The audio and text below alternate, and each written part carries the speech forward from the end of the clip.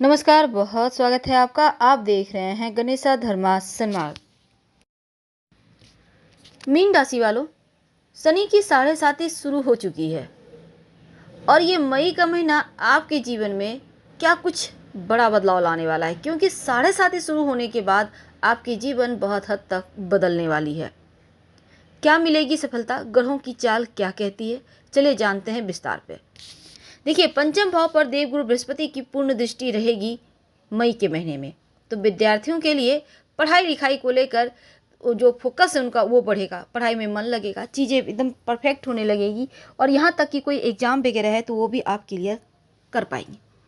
दूसरी तरफ हालांकि ये वक्त आपका जो देवगुरु बृहस्पति की दृष्टि पंचम भाव पर है आपके लिए 13 अप्रैल से शुरू हो चुकी है। द्वितीय भाव में राहु देव हैं और राहु देव के द्वितीय भाव में होने से कहीं ना कहीं छोटे मोटे मनमुटाव घर परिवार पर रहेंगे।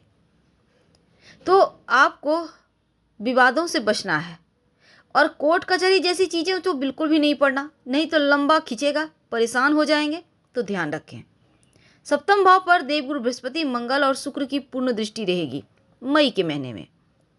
तो वैवाहिक जीवन आपका उत्तम रहेगा अन्य महीने की अपेक्षा, क्योंकि जब गुरु मंगल शुक्र सब अपनी शुभ दृष्टि देंगे तो कहीं ना कहीं जीवन साथी का हर कदम पर सपोर्ट मिलेगा। और द्वितीय भाव में राहु आर्थिक तौर पर थोड़ा नुकसान देगा, धन बचने नहीं देगा, थोड़ा खर्चा कराएगा। अपने स्वास्थ्य का भी आपको ध्यान रखना है। और छठे भाव के जो स्वामी सूर्य हैं, द्वितीय भाव में राहु के साथ रहने से थोड़ा सा कहीं ना कहीं मानसिक तनाव।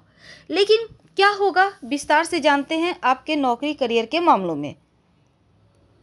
तो मई का महीना आपके लिए पूर्णतया अच्छा है, क्योंकि दसम भाव के स्वामी बृहस्पति का प्रथम यानी लग्न में शुक्र के साथ रहने से आपके लिए सारे चीज़ें अनुकूल है, सारे मनोरथ पूर्ण होंगे, हर कार्य में सफलता मिलेगी। आपके जो वरिष्ठ अधिकारी हैं उनसे संबंध बेहतर होंगे। अगर आप जॉब करते हैं तो पद प्रतिष्ठा की संभावना बढ़ेगी। कितना भी पैसा आए पर बचेगा नहीं, इस बात का आपको ध्यान रखना है। हालांकि जैसे ही मंगल का बृहस्पति और शुक्र के साथ गोचर होगा तो आपको कामयाबी ज़्यादा मिलेगी, लेकिन जोश में आकर कोई भी गलत निर्णय मत लीजिएगा, इससे आपको बचना होगा। और सप्तम भाव में बृहस्पति शुक्र मंगल की पूर्ण दृष्टि होने से जो व्यापारी भाई लोग हैं उनको खूब फायदा होगा। व्यापार में आपको अच्छे लाभ होंगे।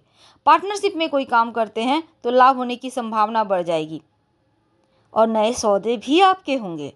विदेशी कारोबार से जुड़े हैं तो लाभ तो छक्कर होगा, क्योंकि ये समय आपके व्यापार के विस्तार का है।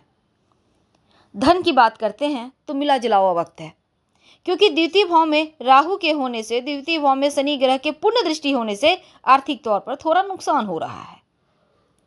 आपकी जो जमा पूंजी है थोड़े खर्चे होंगे, हालांकि धन आएगा लेकिन खर्च होंगे। शेयर मार्केटिंग से जुड़े हैं तो लाभ होगा, क्योंकि यहाँ पर आकस्मिक धन लाभ के योग राहु देव बना रहे हैं।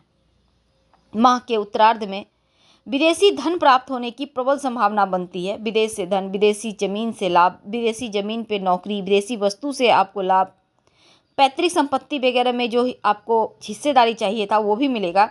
और व्यापारी हैं तो धन आने की प्रबल संभावना है। धार्मिक कार्यों पर थोड़े खर्चे होंगे। हाँ, आपको सलाह दी जाती है कि जीवन साथी के सलाह से अगर आप काम करें तो आपको ज़्यादा लाभ होगा। और कहीं भी पैसे लंबे समय के लिए इन्वेस्ट ना करें। अगर आप बैंक से लोन वगैरह लेने की सोच रहे हैं तो थोड़ा सा इंतज़ार कर लें तो उत्तम होगा, क्योंकि ये पीरियड आपको लोन लेने के लिए सही नहीं है, नहीं तो लोन आप लंबे समय तक चुका नहीं पाएंगे। स्वास्थ्य की जानते हैं। छठे भाव के स्वामी सूर्य शुरुआत में द्वितीय भाव में रहेंगे राहु के साथ, तो मानसिक तनाव देंगे। राहु और सूर्य ग्रहण दोष बनाकर टेंशन बढ़ाएंगे, मुश्किलें बढ़ाएंगे, काम बिगाड़ेंगे, डिप्रेशन देंगे। और किसी खास व्यक्ति की दोस्ती से थोड़ा दूरी रखिए।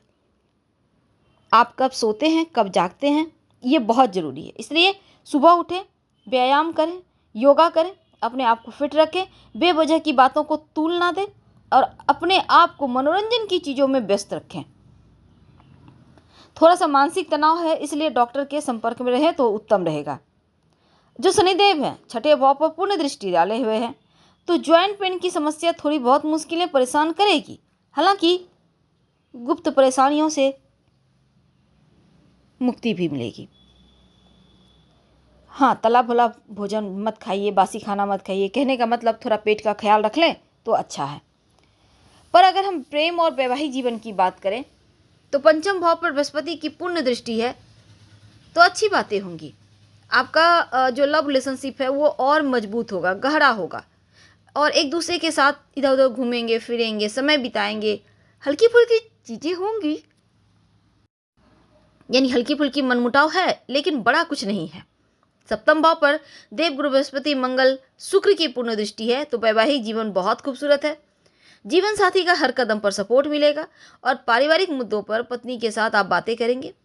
वैसे तो अगर आप अविवाहित हैं, विवाह में विलंब हो रहा है, तो इंतजार खत्म होगा, आपका रिश्ता तय हो सकता है या विवाह होने की प्रबल संभावना मई के महीने में दिखती है।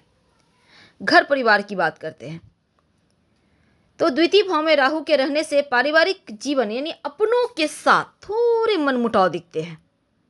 हालांकि शुरुआत में राहु और सूर्य एक साथ हैं तो परिवार में तनाव है, विवाद है, कोर्ट कचहरी जैसी चीज़ें हैं। हालांकि इन चीज़ों से आपको सावधान रहना है और घर के जो पिता हैं, बड़े बुजुर्ग हैं, सम्मान करें और उनके साथ अपने रिश्तों में एक पॉजिटिविटी रखें, बेहतर बनाए रखें।